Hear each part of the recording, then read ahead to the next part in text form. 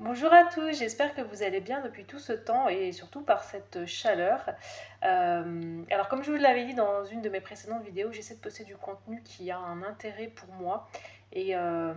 qui me stimule et de pas être dans le répétitif. D'où le fait que j'ai mis un petit peu de temps avant de sortir cette vidéo-là, qui m'a été inspirée par un échange que j'ai eu avec une de mes collègues sur mon lieu de travail salarié et qui a, à mon avis, toute son importance parce que c'est vrai qu'on n'y pense pas forcément quand on entreprend soit des études d'EduxP ou bien la VAE pour obtenir le diplôme d'EduxP, mais on est, je pense, inévitablement confronté au fait que dans une association ou dans n'importe quelle entreprise, on va être amenés à côtoyer des collègues qui n'ont pas forcément obtenu leur diplôme dans les mêmes conditions que nous et ça peut créer des échanges, des débats. Et c'est sur ce sujet que j'aimerais, c'est ce sujet-là que j'aimerais aborder aujourd'hui parce que je trouve que c'est hyper intéressant de confronter les points de vue et de voir, en fait, au final, que dans un cas comme dans l'autre, on a des choses à apporter en fait dans le travail concret d'éducateurs spécialisés qu'on effectue au quotidien. Et voilà, ça m'a semblé super important. Donc pour recontextualiser, du coup, moi je travaille à temps partiel, donc je suis à 60% dans une association qui propose des visites médiatisées parents-enfants dans le cadre de séparation conflictuelle des parents. Donc on est ce qu'on appelle un espace de rencontre ou un lieu neutre. Donc les familles sont orientées chez nous par jugement, donc soit du JAF, du juge des affaires familiales, ou du JE, donc le juge des enfants, ou parfois par des accords amiables que les personnes arrivent à s'entendre sur un accord amiable pour passer par chez nous. Donc pour des visites qui sont médiatisées ou non, donc des visites médiatisées, c'est-à-dire qu'on est présent lors de ces visites entre les parents et les enfants. Ça peut être aussi des visites simples, donc on est présent dans les locaux, mais on n'est pas présent durant l'heure de visite entre le parent et son enfant. On est présent physiquement, mais on n'intervient pas. Et on propose aussi des passages de bras, donc ce qui signifie notamment lors des week-ends ou des vacances, donc les parents hébergeants qui viennent déposer leurs enfants de notre association et les parents visiteurs qui viennent les récupérer. Voilà, donc en général le week-end du vendredi soir au dimanche soir et les vacances scolaires.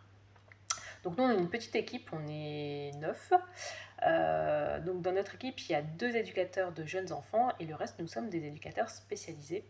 Et donc on a des âges différents, donc les personnes les plus jeunes, elles sont dans le début de la vingtaine et moi je suis dans le, voilà, dans le, alors peut-être pas les, ouais,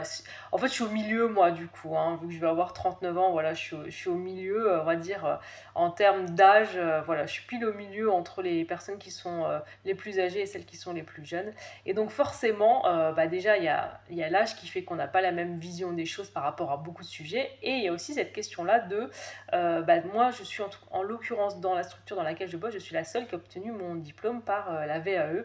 Et ça a créé un sujet de discussion avec une de mes collègues et une stagiaire qui vient d'intégrer l'équipe. Voilà, donc d'un côté, il y a les personnes qui ont fait leur cursus normal à l'IRTS, donc leurs 3 années à l'IRTS. Et puis de l'autre côté, il y a moi qui suis seule, en fait, qui représente à côté à moi seule, avec l'obtention de mon diplôme par la VAE. Donc c'est vrai que ça peut créer un peu des sujets de discussion, voire des débats houleux en fait, sur une certaine forme de légitimité en fait, à se dire que d'où des personnes qui n'ont pas suivi la formation initiale des 3 ans à l'IRTS, qui n'ont pas toute la théorie en fait qu'apporte l'IRTS ou d'autres écoles d'ailleurs, euh, sont aussi légitimes en fait à être éducateurs spécialisés que finalement les personnes qui, comme moi, sont passées par la VAE, parce qu'au final, en fait, si je fais un raccourci très simple, qu'on obtienne notre diplôme par les 3 ans d'études, donc la formation initiale, ou par la VAE, finalement, le fait est qu'on se retrouve tous à bosser dans la même structure et qu'on a les mêmes missions, qu'il n'y a pas de différence en termes de quotidien, ni en termes de salaire ou quoi que ce soit. Donc, voilà, moi je suis partie du fait que pour moi ça semble logique. Donc la VAE, donc la validation des acquis et d'expérience, en fait, met en lumière toute l'expérience professionnelle passée qui est en référence au référentiel de compétences d'éducateurs spécialisés, donc les 4 domaines de compétences. Euh, et donc pour moi, la VAE, effectivement, ça met plus en lumière l'expérience professionnelle passée que les connaissances théoriques, effectivement, que peut apporter l'IRTS. Parce qu'effectivement, l'IRTS, donc outre les stages qui relèvent de l'aspect pratique, il y a tout cet aspect théorie qui est apporté donc, sur l'éducation en général et puis toutes les sous-disciplines qui peuvent être abordées, notamment le champ du handicap, qu'il soit physique ou psychique. Voilà, le champ de l'éducation, on va dire, plutôt basique avec les stades de développement de l'enfant, etc. Donc voilà, donc on a eu cet échange-là avec une de mes collègues. Bon, ce qui est très drôle, en fait, c'est que du coup, on n'est pas du tout dans les mêmes...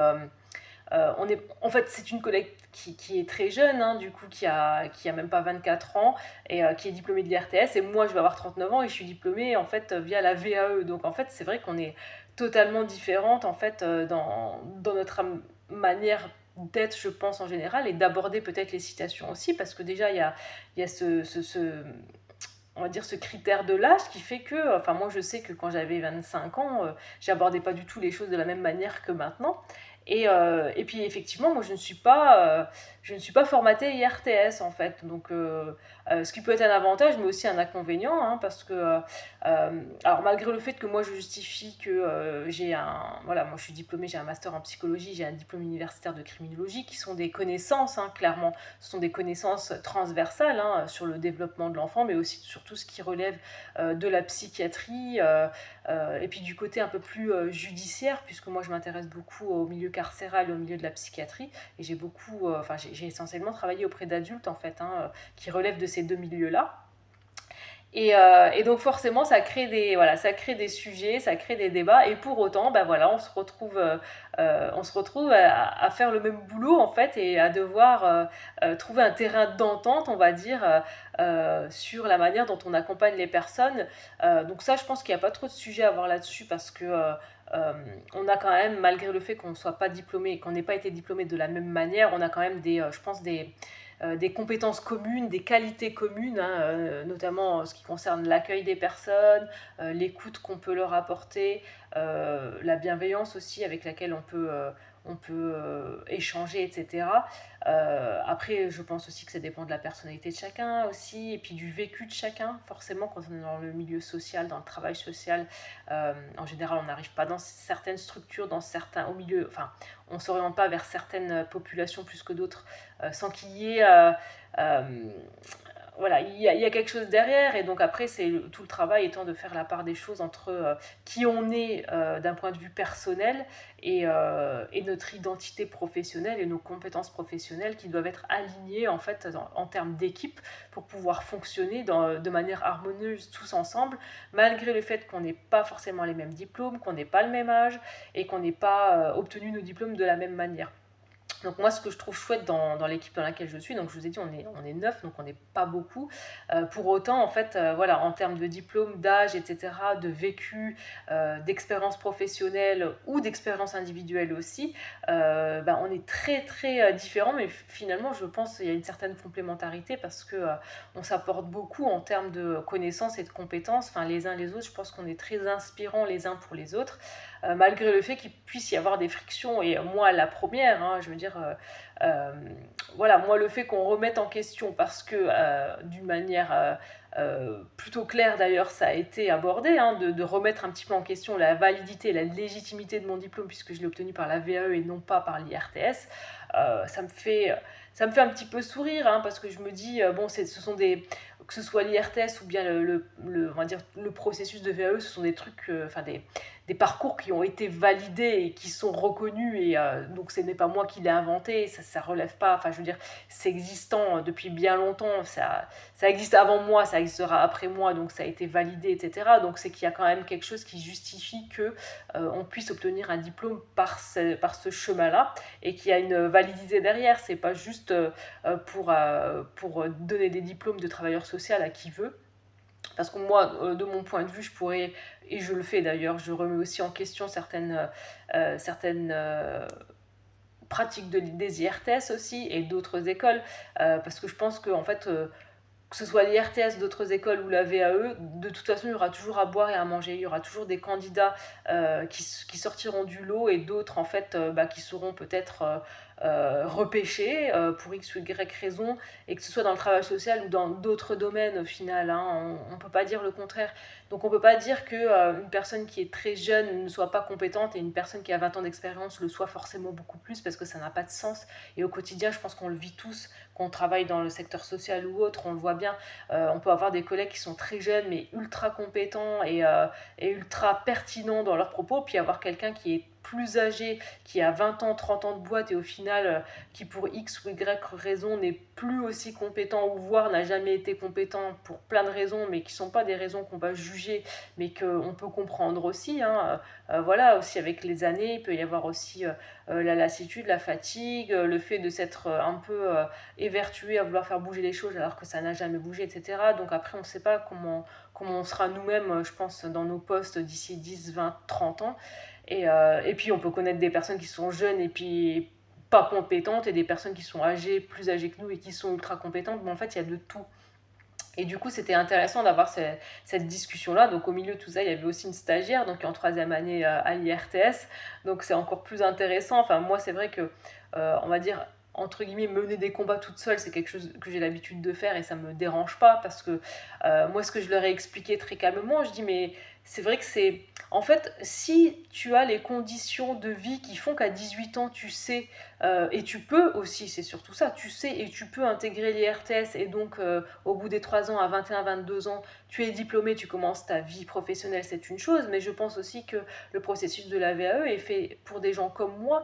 qui, en fait, n'ont pas su peut-être tout de suite ce qu'ils voulaient faire ou ont pris d'autres chemins parce que d'autres chemins les intéressaient et au final ils s'en sont détournés. Voilà, moi je pense que c'est ça aussi la richesse d'obtenir un diplôme par la VAE, c'est que du coup, en général, je pense que ce sont des parcours qui sont choisis et réfléchis aussi. Et on ne se dirige pas dans un processus VAE par impulsivité ou par défaut. En fait, je pense qu'il y a vraiment une recherche du diplôme qui puisse nous correspondre, de la carrière qu'on aimerait embrasser. Et voilà, moi, je sais pas hein, si j'avais eu cette opportunité-là. Mais même, je ne sais même pas si à 18 ans, je me serais dit je vais être éducateur spécialisé. Non, je me suis jamais dit que je voulais faire des études de psycho, que je voulais faire des études de criminaux, d'éducation spécialisée. Je me suis jamais dit tout ça en fait. Moi, je me suis toujours laissée porter par mon intuition, mes envies et aussi par les expériences professionnelles qui font que j'ai intégré tel poste qui m'a permis en fait, moi mon premier poste d'éducatrice spécialisée, je l'ai obtenu alors que j'étais pas éduque en fait et c'est sur ce poste-là que j'ai fait ma VAE et que j'ai obtenu ensuite mon diplôme. Donc le directeur qui m'a recruté à l'époque avait vu mon CV, mes expériences passées et puis mes formations passées et il s'est dit que ça pouvait matcher sur ce poste-là et je le remercierai jamais assez aussi parce que c'est grâce à lui et j'aime bien le rappeler parce que c'est une réalité et que je pense que voilà, ce directeur-là, c'est quelqu'un qui, avant d'intégrer donc la direction d'un ESMS, donc un établissement social et médico-social, avait voyagé en Chine, aux États-Unis, il avait été vendeur de lunettes, de meubles, etc. En fait, il avait lui-même tout un passé qui n'avait rien à voir avec le médico-social. Et voilà, moi, c'est ça en fait, moi, j'adore les parcours qui sont pas linéaires. Ça, c'est quelque chose, moi, un truc linéaire, ça me fait flipper, ça me fait bader. Moi, alors, moi, personnellement, hein, vraiment, je suis pas du tout dans ce truc-là et je me dis, aujourd'hui, je suis éducatrice spécialisée, donc salariée à temps partiel et indépendante, à temps partiel aussi, du coup. Mais j'ai pas envie de me dire que je serai ça toute ma vie et je pense pas, en fait, parce que je me dis, voilà, là, je vais avoir 39 ans. Et je sais pas, moi d'ici 10 ans, 20 ans, en fait, où je serai, j'ai plein d'idées en tête, il y a plein de choses que j'aimerais faire aussi. Et heureusement qu'il existe des parcours de VAE aussi et d'autres manières d'obtenir des diplômes et de se former pour justement des gens comme moi qui, voilà, moi jamais de la vie euh, je me serais mise dans un truc pendant 30, 40 ans. En fait, moi, ça colle pas avec ma personnalité. Après, j'entends tout à fait que ça puisse sécuriser et que ça puisse apporter du bonheur et de la joie à d'autres personnes parce que effectivement c'est aussi gratifiant de se dire qu'on a fait toute sa carrière dans un même métier, qu'on a évolué aussi parce que du coup faut pas croire le travail social comme partout, il y a des formations qui sont obligatoires et puis il y a des évolutions en termes de poste, en termes de structure, etc. Donc c'est aussi génial. Donc voilà, moi je voulais juste vous apporter ce petit témoignage aujourd'hui pour vous rappeler que peu importe la manière dont on obtient son diplôme, et on va être amené à côté des personnes qui n'ont pas obtenu leur diplôme de la même manière, on n'aura pas les mêmes âges, on n'aura pas les mêmes formations, etc. Et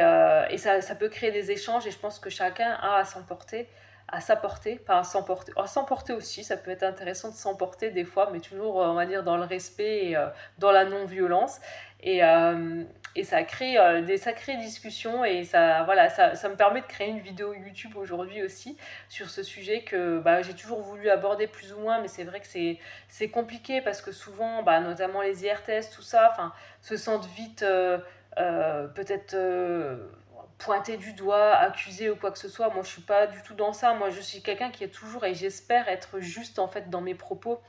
d'essayer de voir ce qui va, ce qui va pas dans tout en fait. Autant dans les processus VAE aussi, il y a des dérives, je pense, hein, clairement, partout en fait. Et c'est pas que le travail social, c'est pas que l'IRTS, c'est pas que la VAE. Enfin, je veux dire, voilà. On aura toujours des bons professionnels partout, et puis des professionnels qui seront peut-être un peu plus